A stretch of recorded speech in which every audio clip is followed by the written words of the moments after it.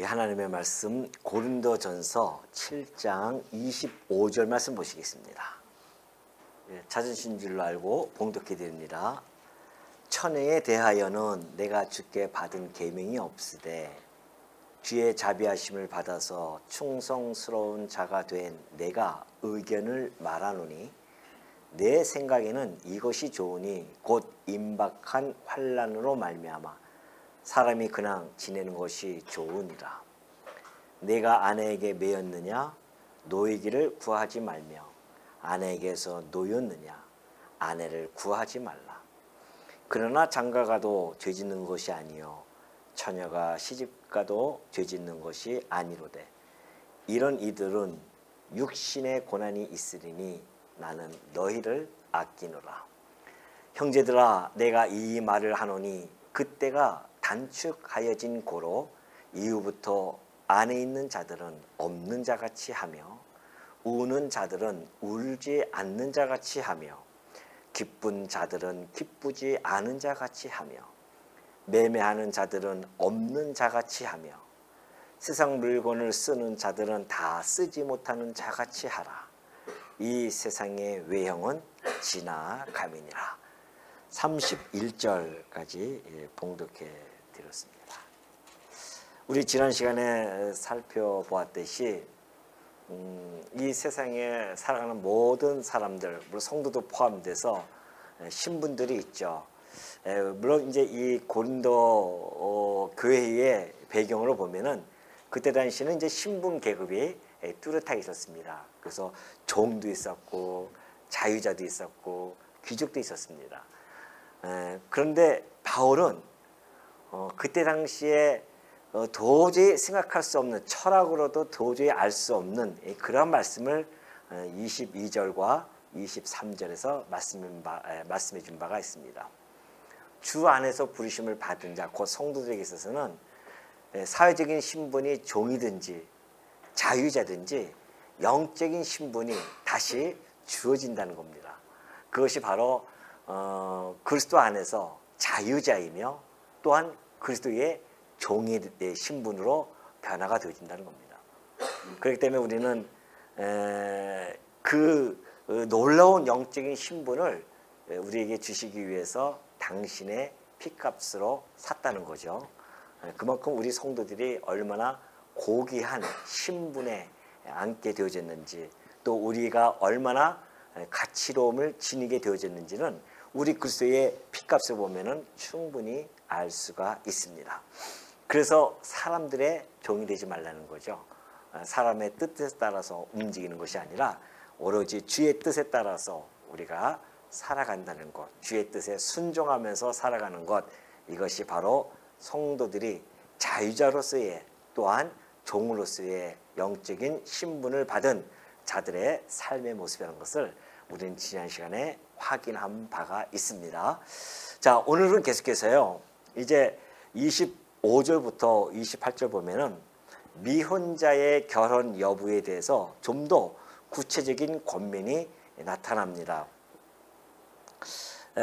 물론 이제 이 모든 내용들은 25절부터 이제 28절 내용들은 나중에 이제 32절과 35절 보면은 더욱 이제 뭐 선명하게 그 목적이 잘 나타나 있는데요. 먼저 우리가 보면은 처녀에 대해서 지금 말씀해 주고 있는데 주께 받은 계명은 없어요. 그러니까 직접적인 어떤 계시라든가 이런 건 없었지만은 그러나 주의 자비하심을 받아서 충성스러운 자가 된 내가, 바울이 그 의견을 지금 개진하겠다는 겁니다.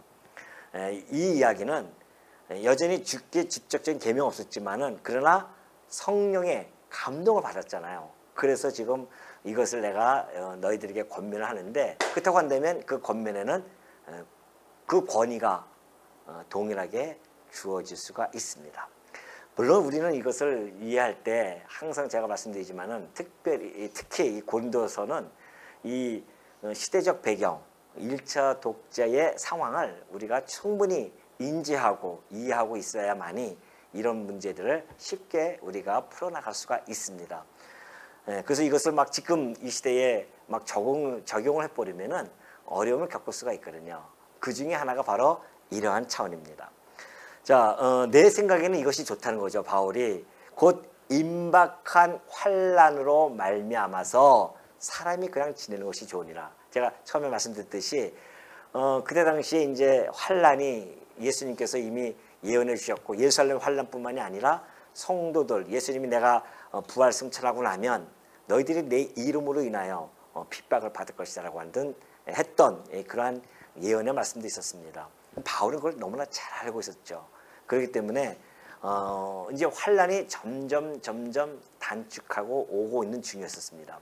그러니까 바울이 임박한 환난으로 말미암아 내 생각을 내가 너희들에게 좀 전하고 싶다는 거죠. 그러면서 사람이 그냥 지내는 것이 좋다는 겁니다. 그럼 어떠한 상태에 있는 것이 좋은가? 네가 아내에게 매였느냐 노예를 구하지 말라는 것이죠. 또 아내에게서 노예였으면은 아내를 구하지 말라. 다시 말해서 기혼자는 고통스러운 그런 박해나 환난이 온다고 해서 자기 아내나 배우자들을 그렇게 막 버리고 그래서는 안 된다는 겁니다. 고스란히 지금 결혼한 상태에서 기혼자로서 살고 있다고 한다면 그 현재의 임박한 환난을 당한다 하더라도 그 가정에 소홀할 수는 없잖아요. 어차피 하나님께서 주신 그 가정이고 배우자이기 때문에 환난이 온다고 해서 버리고서 혼자서 도망가고 그러지 말라는 거죠. 끝까지 함께 해주는 것, 그 환난을 고스란히 견뎌내야 하는 것, 이것을 지금 바울이 설명해 주고 있습니다. 그러면서 또 미혼자는요, 미혼자도 마찬가지입니다. 미혼자도 환난과 고통의 때에 결혼을 하게 되어지면요, 더 많은 고통을 자초할 수가 있습니다. 그러잖아요. 지금 환난의 때가 오는데 물론 뭐 견딜 수 없어서 결혼을 하면 어쩔 수 없지만은 그런데도 불구하고서는 환난이 임박했는데 그 바울의 권면을 받아들이지 않고 그냥 결혼해도 상관이 없어요. 뒤에서 보면 괜찮다고 했으니까. 그러나 그 결혼을 하고 가정을 꾸밈으로 말미암아 오는 그러한 더 많은 고통, 이런 것들이 눈에 선이 보이는 거죠. 바울은. 그렇기 때문에 너희들이 구태여 그 환난이 오는데 그 고통을 자초할 필요가 있겠느냐라고 이렇게 이야기를 지금 해주고 있는 것이죠. 그러니까 이 고난의 시기, 환난 때, 그러니까 이것은 좀 시대적으로 우리가 좀 이해해 줘야 된다고 했죠. 그래서 그럴 때에 결혼과 관련해서는 그냥 그대로 미혼자는 미혼자대로, 결혼한 자는 결혼한 자대로 우리가 그대로 지내면서 그 환난을 감당해내고 견뎌내는 것, 이것이 성도가 현재를 살아가는 삶의 모습이라는 것을 잘 보여주고 있습니다. 사실 이 현 시대에도 지금 결혼을 지금 안 하고 있잖아요. 아이들이 결혼 안 하는 것은 경제난 때문에 그러거든요. 집도 해주고 요즘 뭐 또 한참 지금 뭐 열심히 지금 뭐 군물이 떼지고 있다고 하지 않습니까? 아기 나면은 18살까지 뭐 한 달에 100만 원씩인가 뭐 준다고 뭐 그런 이야기들이 지금 나온다고 하는데,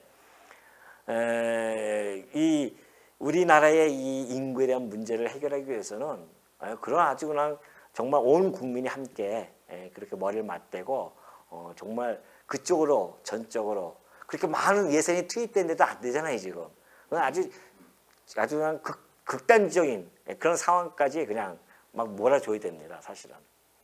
그래서 아이들이 정말 결혼해도 아무 문제 없이 그렇게 살 수 있어. 좀 늙은 사람들이 뭐 집이 없으면 좀 어떻습니까?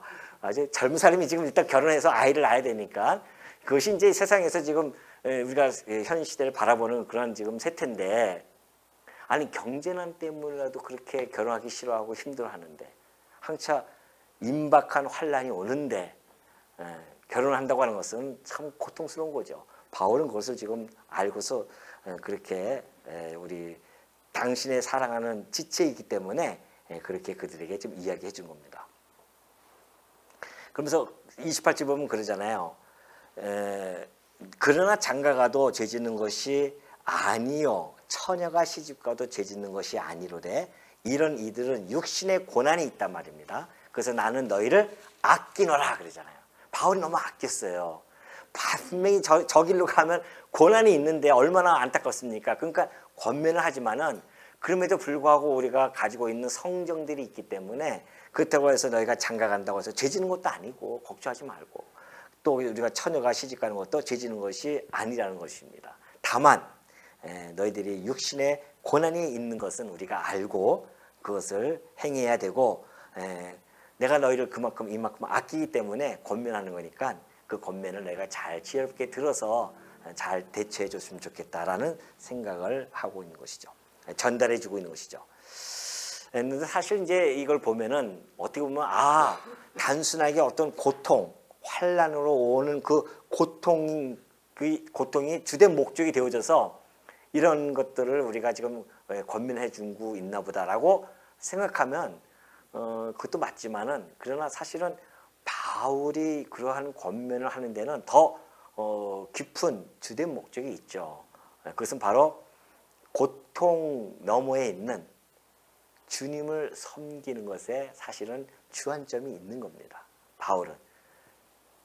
그러니까 기혼자나 결혼자나 똑같이죠. 기혼자나 미혼자나 어떻게 해요? 주를 섬기기 위한 그러한 바울의 권면입니다. 너희들이 주를 잘 섬겼으면 좋겠다. 그런데 그 주를 섬기다 보면 고난이 오면은 흔들릴 때도 있고 어려움을 겪을 때도 있단 말입니다. 그렇기 때문에 그것을 넉넉히 참고 견뎌내기 위해서는 온전하게 주를 섬겨야 되는데 그러한 곳에 너희들이 구태여 가가지고서는 힘들게 그렇게 하지 말라라고 하는 권면이 지금 28절까지 잘 설명이 되어진 겁니다. 그러면서 이제 29절 넘어가면 그래요. 형제들아 내가 이 말을 하노니 그때가 단축하여진 고로 이후부터 안에 있는 자들은 없는 자같이 하며 우는 자들은 울지 않는 자같이 하며 기쁜 자들은 기쁘지 않는 자같이 하며 매매하는 자들은 없는 자같이 하며 세상 물건을 쓰는 자들은 다 쓰지 못하는 자같이 하라. 이 세상의 외형은 지나감이니라. 그래서 이거 어떻게 보면 이게 무슨 말씀인가라고 그렇게 혹시 잘 이해가 안 될 수도 있죠. 이걸 한번 제가 좀 더 설명을 좀 해드리면 훨씬 더 이해가 쉬울 겁니다. 예수님이 오신 것을 우리는 초림이라고 하죠. 초림이라고 예수님이 이 땅에 다시 오십니다. 이걸 우리는 재림이라고 합니다. 죽으셨다가 부활하시고 승천하셨기 때문에 그리고 예수님이 반드시 내가 다시 오마라고 하는 재림에 대한 약속을 해 주었습니다. 그리고 반드시 이 세상은 끝날이 있다, 종말이 있다는 겁니다. 마지막 종말이 있어요. 그냥 이 세상이 그냥 얻는 철학자들처럼 계속 무궁하게 그냥 가는 것이 아니라 반드시 종말의 때가 있다는 겁니다. 자, 그렇다고 한다면 예수님이 오시고 나서 이 시대, 지금 예수님이 다시 오시는 이 시대를 우리는 마지막 때라고 하잖아요. 이걸 우리는 말세라고 그렇게 설명을 해주고 있습니다. 말세다, 마지막 때다, 이 세상이. 그러니까 이 때 외에는 구원받을 때가 없습니다. 구약 시대 때도 구원받을 때가 아니었었고요. 이 신약 예수님이 오시고 나서부터 이것이 이제 마지막 세대가 돼가지고서는 이때부터 구원의 시대가 도래되어진 거예요. 그러니까 이게 말세는 정말 심판과 구원이 함께 선포되어지는 이 시기이기 때문에 이 시기를 때로는 우리는 바울이 표현했던 것처럼 악한 시대라고 그렇게 표현하기도 해요. 악한 시대다. 음란하고 악한 세대 이렇게도 이야기하기도 하고요. 자, 이런 이 말세를 우린 지금 살아가고 있고요. 고린도 교회는 이때 당시의 시점에서 살아가는 존재들이었고 고린도죠. 우리는 지금 21세기에 살아가는 존재입니다. 21세기에 우리는 살아가고 있죠. 현재. 자, 그렇다고 한다면 이때는 이제 환란이 임박했어요. 환란이 임박한 때였고 역시 우리도 마찬가지입니다. 이 땅에 살아가면서 환란의 때는 어느 한 부분만 집중적으로 되어지는 것이 아니라 사실 이 모든 때가 말세가 성도들에게 있어서는 환란의 때입니다. 언제든지 우리는 핍박이 준비되어 있고 언제든지 또 핍박이 오기도 하고요. 그런 시기이기 때문에 항상 우리는 이 세대를 살아갈 때에 환란에 임하는 그러한 자세를 우리는 가지고 살아가야 할 그러한 성도들입니다. 우리가 지금 이렇게 살아가고 있어요. 그렇다고 한다면 이 세상을 살아갈 때에 우리의 이 삶의 기준이 있습니다. 이 세상을 살아갈 때 그 삶의 기준을 어디다 두느냐. 물론 다양한 방식의 삶의 기준이 있지만은 오늘 제가 이야기하고자 하는 것은 현 시제에 대한 그러한 삶의 기준입니다. 그러니까 세상 사람들은 현재 좀 살아가고 있으면서 현재를 삶의 기준점으로 두고 살아가잖아요. 이 세상이 자기가 태어나서 죽을 때의 모든 삶이 그것이 그냥 그뿐이다. 그걸로 세상을 자기가 종결하면 끝이다. 라고 그런 생각을 살아가고 있기 때문에 그들은 이 땅에 살아가면서 그 삶의 기준을 현재에다 맞춰놓고 올인을 하면서 살아간단 말입니다. 그렇다고 한다면 세상에 우리가 살아가는 우리 성도들은 그들과는 세상에서 가지고 있는 그 기준과는 전혀 다른 시각을 우리는 가지고 살아가는 자 아닙니까? 아까 우리 권사님 기도했듯이 우리는 구별되어진 자들이니까 그러잖아요. 구별되어진 자로서 이 세상을 살아가는 존재들이기 때문에 우리는 세상 사람들과는 전혀 다른 시각을 가지고 살아가야 됩니다. 다른 시제 속에서 살아가야 돼요. 비록 현재라는 시제 속에서 살아가지만은 그런 우리의 이 바라보는 시각은 바로 이 종말입니다. 우리의 시각은요. 그래서 우리가 성도는 이 시대에 말세에 살아갈 때에 종말론적 시각을 가지고 우리는 사는 존재들이에요. 다가오는 이 미래를 바라보면서 이 미래를 우리의 삶의 기준으로 삼고 살아가는 겁니다. 이 시대가 우리가 지금 살아가면서 오늘 하루가 나의 삶은 종말론적인 삶이에요. 종말론적인 시각이라고 하는 것은 종말론적인 삶을 우리는 살아간다는 것이죠. 물론 종말이라고 하는 것은 이거는 이제 역사적인 종말이고요. 이 시대에 우리가 살아가면서 개인적인 종말이 있지 않습니까? 이건 몰라요. 역사적인 종말도 이거 모릅니다. 하나님만이 아시는 거죠. 우리가 만약에 이것을 안다고 한다면 얼마나 교만에 떨겠어요. 매너 며칠 날 우리가 죽는다고 하면은 야 좋다. 그날 부어라 마셔라 하면서 내일이구나. 주여 회개하고서는 구원받으면 된다. 이런 생각을 그런 교만한 생각을 갖는단 말이죠. 그런가 하면은 아이고 그날이 마지막 날이구나 해가지고서는 현재에서 살아가는 삶은 무시해버리고 오로지 그날 위해서 막 산에 올라가서 옛날에 다미 선교회처럼 다 팔아버리고 막 올라가지고서는 예수님 오시옵소서 이러면서 산속에서 숨어서 그렇게 살아갈 수도 있단 말입니다. 하나님은 그걸 원하지 않으셨어요. 그래서 아무도 모릅니다. 오로지 하나님만이 알 수 있습니다. 왜 그럴까요? 이 종말을 모르게 한 것은 역사적인 종말도 모르고 개인적인 종말도 모르게 하신 것은 우리의 이 현재의 삶을 이런 종말론적 시각과 삶으로서 살아가라고 하나님께서 이걸 모르게 주셨단 말입니다. 그러니까 우리는 내일 언제인지 몰라요. 혹시 오늘 가다가 죽을 수도 있지 않습니까? 그렇기 때문에 오늘 나는 하나님 앞에서 우리 주님이 오시는 것을 바라보면서 개인적인 종말이 내가 오늘 죽으면 예수님 오신 날 아니겠습니까? 내일 죽으면 예수님 오신 날이에요. 우리에게는. 물론 역사적으로는 이 날이 있지만은 그러나 우리가 그때까지 살 보장도 없고 우리의 이 개인적인 종말과 역사적인 종말은 함께 어울려서 가는 거란 말이죠. 그러니까 우리가 이 개인적인 종말 속에서 살아가는 존재들이기 때문에 언제 죽을지 몰라요. 그래서 우리는 날마다 종말론적인 시각을 가지고 세상을 관조하면서 살아가는 겁니다. 다시 말해서 관찰하고 이 종말론적인 시각으로 바라보고 또한 우리가 그것을 비추어서 해석하고 그리고 이 땅에 살아가는 겁니다. 이 현재를. 이것이 성도와 세상 사람들과의 삶에 구별되어진 삶이고요.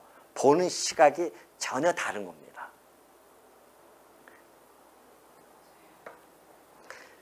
이것이 이제 이 성도들이 이런 기준으로 만약에 이러한 시각으로 살아간다고 한다면은 이 종말론적인 우리의 긴장감이 항상 있는 겁니다.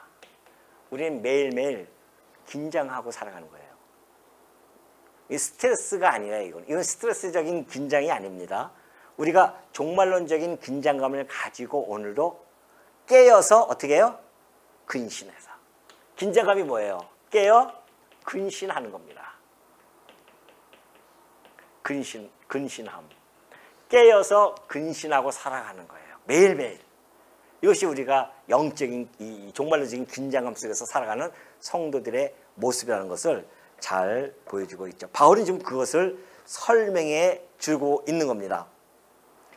그래서 지금 이제 하나하나 보면은 이걸 이제 이 내용을 여러분이 좀 마음속에 담고 한 번씩 읽어봅시다. 29절을 보면 그러죠. 형제들아 내가 이 말을 하노니 그 때가 단축하여졌다. 그래요. 자, 고린도 성도들은 이 환란의 때가 단축되어졌어요. 이만큼. 하루하루 가는 것이 단축이죠. 그러나 오늘 우리 21세기에 살아가는 우리 성도들도 지금 예수님이 오시는 이 날이 어떻게 해요? 단축되어졌습니다. 그러니까 하루하루 매일매일 우리는 단축되어진, 종말에 단축되어지는, 환란이 단축되어지는 그런 삶을 살아가고 있는 존재들이죠. 그러니까 단축되어졌다. 그 이후부터는 안에 있는 자들은 없는 것 같이 하라. 자, 환란과 이 종말의 이 시각으로 살아가는 우리 성도들은 아내가 있어요. 근데도 아내가 있지만은 없는 자 같이 하라는 겁니다. 이게 무슨 말이에요 도대체? 네? 부부간의 사랑 너무 좋죠. 당연히 해야 되죠. 그 부부간의 사랑을 잘 하면서 살아가도 좋지만은 부부간의 이 사랑을 너무나 또 그냥 너무나 사랑을 해가지고서는 너무 애착을 가져가지고서는 그 삶 속에서 우리 주님 참 신랑 되신 그리스도를 맞이하고자 하는 그런 마음, 그를 섬기고자 하는 이런 마음들, 이런 것들이 온데간데 없이 그 자세가 다 흐트러진 상태, 이런 것을 바라보고 있는 것이죠. 만약에 이때에 우리가 이런 시각을 가지고 살아가야 되는데 그 아내 또는 남편을 사랑한다고 해서 그냥 오로지 그냥 거기에 올인을 해가지고서는 우리가 깨어 근신하면서 우리의 참 신랑을 맞이해야 할 성도들이 그것은 까마득하게 잊어버리고 그 아내와 남편을 그냥 위해서 그냥 오로지만 여기 올인하면서 살아간단 말입니다. 주를 섬기는 것도 다 벗어버리고. 제가 이 경험자인데 아내가 결혼하고 나니까 교회고 뭐고 없어요. 얼마나 그 삶이 깨가 쏟아지는지 그렇잖아요. 그러니까 다 잊어버려요. 그럼 이 교회 생활이고 뭐가 없습니다. 결혼 생활이 나의 이 교회 생활을 집어삼켜 버렸어요. 그래서 한동안 제가 교회 생활을 못했다고 합니다. 그러니까 이런 말씀을 깨닫고 나니까는 내 삶이 그랬었구나. 다시 한번 돌이켜서 우리가 뒤돌아봐서 성찰할 수 있는 시간을 가졌었는데 그런 거예요. 이게 아내가 있어요. 그 환란하려고 종말론적인 우리가 시각으로 살아가는데 우리 주님이 곧 오실 텐데 그걸 바라보면서 우리가 아내가 있지만은 사랑해 주지만은 아내가 없는 것처럼 그렇게 우리가 그런 시각을 가지고 살아가는 것이 얼마나 중요한지를 바울이 지금 설명해 주고 있죠. 이게 지금 그러니까 같은 맥락 속에서 설명이 되어지는 겁니다. 단축하여졌지 않느냐. 안에 있는다고 해서 거기에 너무 몰입해 있지 말고 이 환란을 준비하고 이 종말을 준비하는 그러한 삶, 우리의 신랑이 오실 날을 소망하면서 살아가는 삶, 이것이 우리 성도들의 지혜로운 삶임을 잘 설명해 주고 있는 겁니다. 그러면서 30절 보면 그래요. 우는 자들은 울지 않는 자 같이 하며 기쁜 자들은 기쁘지 않는 같이 하며. 이 세상에서 살다 보면은 막 그냥 너무 슬플 때가 있습니다. 고통스러울 때가 있어요. 막 그래서 울어요. 막 슬퍼가지고서는 괴롭고 도대체 왜 이렇게 힘들어 이 세상이 이러면서 그런단 말이죠. 그러지 말라는 겁니다. 성도들은 그게 아니라는 거예요. 희노애락, 세상이 주는 희노애락에 폭 함몰되어 있지 않는 것, 이것이 성도들의 환란에 대한 자세입니다. 종말에 대한 자세예요. 거기에 꼭 빠져 있으면 안 된단 말이죠. 왜 그런지 아십니까? 우리가 이 땅에 살아가는 동안의 희노애락은 잠시고 잠깐입니다. 우리의 슬픔, 여러분의 슬픔이 아무리 힘들고 고통스러워도 그거 지나가잖아요. 세상 사람들도 알고 있습니다. 경험학적으로 이야기하고 있지 않습니까? 이 또한 그렇게 이야기해요, 세상 사람도. 근데 지혜로운 우리 성도들이 그에 함몰돼가지고 힘들어 나가서 그렇게 거기서 빠져나오지 못하고 슬퍼하고 괴로워한다고 한다면 우리가 가지고 있는 복음은 도대체 뭐냐 말이죠. 우는 자들은 울지 않는 자같이 하는 겁니다. 기쁜 자들은 기쁘지 않는 자같이 해요. 세상에서 좀 잘 된다고 해서 또 그냥 오만방자 교만해가지고서는 그냥 오로지 그 세상의 기쁨을 쫓아서 살아가면서 자랑하고 다니고 오만 떨고 그리고 살아간단 말입니다. 성도는 그런 게 아니라는 거죠. 이 종말론적인 시각을 가지고 있는 성도라고 한다면 그 기쁨, 세상에서 주는 기쁨도 잠깐이에요. 그거. 뭐 그게 뭐 영원토록 누릴 수 있는 기쁨인지 알고 착각하고서는 그 기쁨 안에서 도취돼 가지고서는 빠져나오지 못한단 말입니다. 그것도 아니라는 겁니다. 그러면서 매매하는 자들은 없는 자 같이 하며 뭐 이 땅에서 살아가면서 그냥 장사하고 사업하고 이것이 전부인 줄 알고 그렇게 살아가는 그런 분들도 있어요 또. 그래서 돈이 막 잘 벌기 시작하면은 어느 순간에 교회당에서 안 보여요. 교회당에서 어느 날 갑자기. 그러면 장사가 너무 잘 되는 거예요. 사업이 너무 잘 돼요. 바빠요. 주일날 어디 나와서 예배 드릴 시간이 어딨습니까? 거래처하고 같이 꽃 붙이러 가야 되고 그 사업해야 되기 때문에. 그리고 점점 멀어지는 겁니다. 우리 주님이 오시는 그것을 바라보면서 살아가야 할 성도가, 그리고 환난의 때에 이 종말론적인 이 긴장감 속에서 살아가는 성도가 세상에 그 매매하는 것이 너무나 잘 된다고 해서 거기에 빠져버려서는 그걸 다 잊어버리고 주님 오실 날을 기대하며 깨어 근신하지 못하고 이 긴장감은 풀어져 가지고서는 오로지 이 땅에 그냥 뿌리 박고서 영원토록 살 것처럼 천년만년 살 것처럼 그렇게 해가지고서는 거기에 올인하고 살아가는 것, 그것도 어리석은 자들의 모습이라는 것을 바울이 설명해 주고 있습니다. 매매하는 자들은 없는 자같이 하며, 우리가 아무리 장사를 한다고 해도 이것도 다 잠시 왔다가 우리가 필요할 때, 이 세상에서 필요할 때 잠시 쓰기 위한 그런 것들로서 다 수단으로 바라봐야 되는데 그것이 목적이 되어지는 그러한 삶, 그건 어리석은 삶이라는 것을 지금 권면해 주고 있는 것이죠. 그러면서 세상 물건을 쓰는 자들은 다 쓰지 못하는 자같이 하라는 겁니다. 우리는 이 땅에 살아가면서 천년 만년 살 것 같죠? 내가 가지고 있는 거 다 쓰고 죽을 것 같죠? 다 못 씁니다. 제가 늘 말씀드리잖아요. 돌아가 보십시오. 나중에 얼마나 남는지. 그래도 전세방이라도 하나 남고 새방이라도 하나 남고, 물론 뭐 빚이 져가지고서는 그 전세금 그것까지 다 빚쟁이가 다 가져갈 수도 있겠죠. 그럼 많은 사람들이 대부분 보면 하나도 다 남기고 가요. 다 쓸 것 같처럼 그렇게 세상을 살지 말라는 겁니다. 우리의 세상은 언제 죽을지 몰라요. 사실은 내일 죽을지 10년 죽을지 20년 그걸 바라보고 그걸 고민하고 걱정하고 지금의 삶을 갖다가 불안한 마음을 가지고 살아간다고 한다면 어떻게 구별되어진 자로서의 삶이라 할 수 있겠냐 말이죠. 이 세상에 있는 모든 것들이 우리에게 주어진 하늘의 축복과 견줄 수 있겠냐 말이죠. 하늘이 주는 그 영광스러운 것과 어떻게 이 세상 것들과 바꿀 수 있겠냐 말입니다. 바울은 지금 우리의 시각을 일로 끌고 가는 겁니다. 종말이라고 하는 것은 뭐예요? 영원한 것입니다. 영원한 세상, 우리의 영원한 기업, 영원한 것들. 보이는 것은 잠깐이다 이거. 보이지 않는 영원한 곳에 우리가 주목하면서 살아가는 것이, 그것이 종말론적인 시각입니다. 곧바로 나오잖아요. 이 세상의 외형은 지나감이니라 그래요.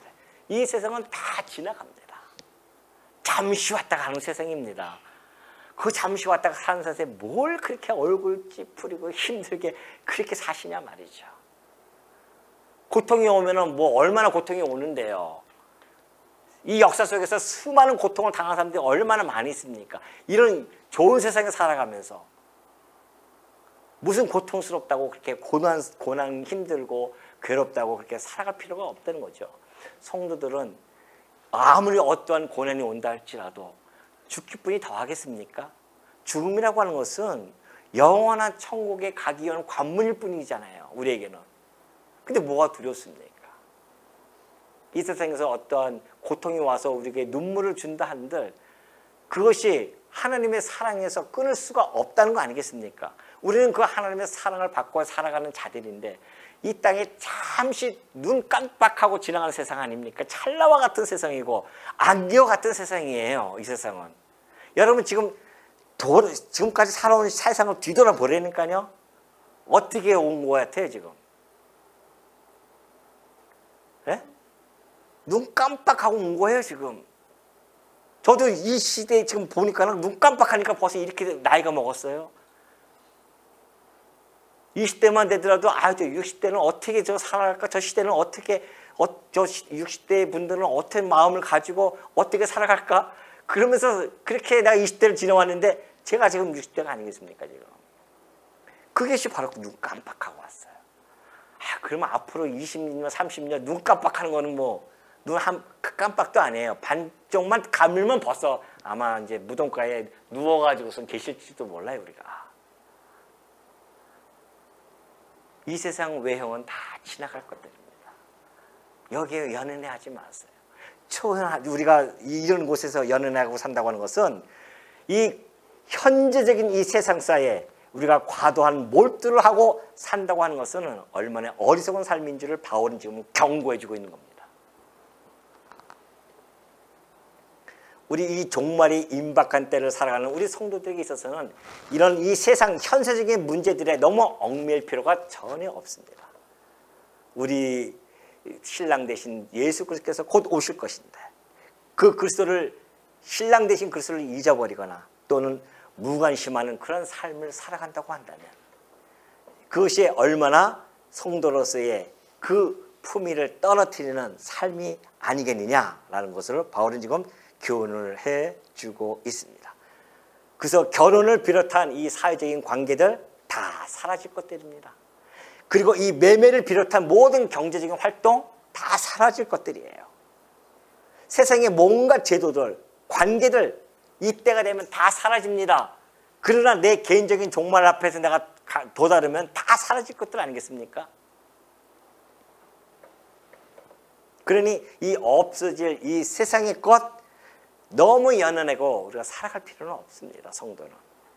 그렇다고 해서 이것을 갖다가 무시하고 살아가는 건 절대 아닙니다. 현재를 무시하고 현재를 부정하라는 뜻은 아니잖아요. 이 현재를 충실하게 살아가되 우리의 시각은 종말론적인 시각을 가지고 살아가야 된다. 우리 주님 오실 날을 기다리면서 이 세상에 없어질 이 세상을 애착을 가지고 살아가는 삶이 아니라 하늘의 축복을 바라보면서 초연하게 살아가는 삶, 이것이 지금 바울이 고린도 성도들에게 전달해 주고자 하는 메시지였고 오늘 이 시대에 살아가는 우리도 마찬가지입니다. 우리가 이 깨어 근신하고 종말론적인 긴장감은 우리 주님이 하신 말씀이에요. 주님이 말씀하실 때 그러잖아요. 10처녀의 비유를 들어주십니다. 5처녀는 있고 5처녀는 슬기로운 처녀가 있었고요. 5처녀는 어리석은 처녀가 있었습니다. 슬기로운 처녀는 이 종말론적인 시각을 가지고 긴장감 속에서 깨어 근신해서 준비하고 기다리고 있었어요. 신랑을 맞이하게 되어집니다. 그게 우리의 성도의 삶이라니까요. 뿐만이 아니에요. 그리고 나서 예수님께서 하신 말씀이 뭐였냐면은 누가복음 12장 35절 보면 그렇게 말씀해 주고 있어요. 종에 대한 이야기를 해주시면서 하는 말씀입니다. 주인과 종에 대한 이야기인데 허리에 띠를 띠고 종에게 하는 이야기예요. 너희가 종아, 너희가 허리에 띠를 띠고 등불을 켜고 서 있으라는 겁니다. 우리가 주의 종 아니겠어요? 우리 주의 종이 하는 자세가 뭐예요? 허리에 띠를 띠고 있어야 됩니다. 항상. 허리띠를 풀고 있으면 안 돼요. 풀는다고 하는 건 뭐예요? 느슨해져가지고서는 그냥 긴장감 다 풀어지고 띠를 띠고 등불을 켜고 우리는 서 있어야 됩니다. 깨어 있어야 돼요. 항상. 종말론적인 긴장감 속에서. 그때 너희는 마치 그 주인이 혼인집에서 돌아와 문을 두드리면 곧 열어주려고 기다리는 사람과 같이 그렇게 하는 겁니다. 언제 올지 주인이 올지 모르니까 기다리고 있다가 문 두드리면 예 어서 오십시오. 문 열듯이. 이것이 성도의 삶의 모습이라니까요. 이 환난의 때, 이 마지막 때에 말세에 성도가 살아가야 하는 자세예요. 이게. 우리 주님이 문 두드리면 어서 오십시오 하면서 마음의 문을 확 열고 그분을 영접할 그러한 자세. 이것이 마지막 때를 살아가는 성도들의 모습이라는 것을 결코 잊지 마시고 이 땅에 곧 없어질 이 외형의 것 가지고 너무 괴로워하고 슬퍼하지도 말고 좀 초연하게 얼굴도 피시고 좀 확장 즐겁고 기쁘게 세상이 주는 기쁨과 즐거움이 아니라 뭐예요? 하늘로부터 오는 그 기쁨과 즐거움 속에서 그렇게 하면 우리가 주님을 맞이하다가 살다가 주님이 오라 하면 이때 예 주님하고 가면 되잖아요. 그럼 멋진 삶을 살아가는 우리 주의 종들 되어지시기를 당부드립니다.